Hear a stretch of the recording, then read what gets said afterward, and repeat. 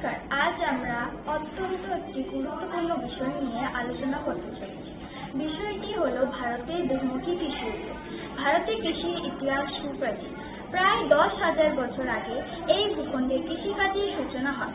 বর্তমানে ভারত কৃষি উৎপাদনে বিশ্বের দ্বিতীয় স্থানের অধিকারী। 2007 সালের হিসেবে অনুযায়ী দেশের জিডিপিতে কৃষি এবং বনবিদ্যা, কাঠশিল্প ইত্যাদি কৃষি সহায়ক ক্ষেত্রগুলির অবদান 16.6%।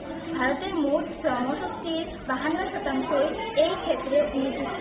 জিডিপিতে কৃষিক্ষেত্রের অবদান বর্তমানে অনেকটা কমলেও এই ক্ষেত্রে আজও ভারতের বৃহত্তম অর্থনৈতিক ক্ষেত্র এবং দেশের সামগ্রিক অর্থনৈতিক উন্নয়নে একটি গুরুত্বপূর্ণ স্থানের অধিকারী। নিরক্ষরতা সাধারণত অর্থসামাজিক অনগ্রসরতার, ভূমি সংস্কার, ব্যবহার, লস প্রয়োগ এবং অপ্রতুল অর্থ যোগান ও উৎপাদিত ফসলের বাজারকরণে অব্যবস্থ।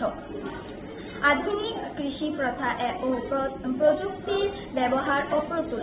অনেক ক্ষেত্রে খরচ বা ছোট জোটের কারণে এই প্রযুক্তি ব্যবহারও করা যায় না। বহুমুখী কৃষি উদ্যোগ। মাশরুম চাষ। অল্প জায়গায় এবং কম খরচে মাশরুম চাষ করা যায়। এই চাহিদা অনেক বেশি এবং এটি একটি দ্রুত লাভজনক ব্যবসা। মৌমাছি পালন। মধু উৎপাদন এবং ফসলের পরাগায়নে সহায়তা করার জন্য মৌমাছি পালন করা হয়। পশুপালন। গরু, ছাগল বা হাঁস মুরগি পালন করে দুধ, মাংস বা ডিম উৎপাদন করা যায়। এটি কৃষকদের জন্য একটি বিকল্প আয়ের উৎস। পণ্য প্রক্রিয়াকরণ ও বিপণন। কেবল ফসল উৎপাদন না করে তা প্রক্রিয়াজাত করে বিক্রি করলে বেশি লাভ হয়, যেমন ফল থেকে জ্যাম বা জুস তৈরি, সবজি শুকিয়ে বিক্রি করা ইত্যাদি। এই ধারণাগুলি ছোট ও মাঝারি কৃষকদের জন্য খুবই কার্যকরী হতে পারে। স্থানীয় পরিবেশ এবং চাহিদা অনুযায়ী এর যেকোনো একটি বা একাধিক পদ্ধতি অবলম্বন করে লাভজনক কৃষি ব্যবসা শুরু করা সম্ভব। কৃষি আমাদের সভ্যতার মূল চালিকা শক্তি।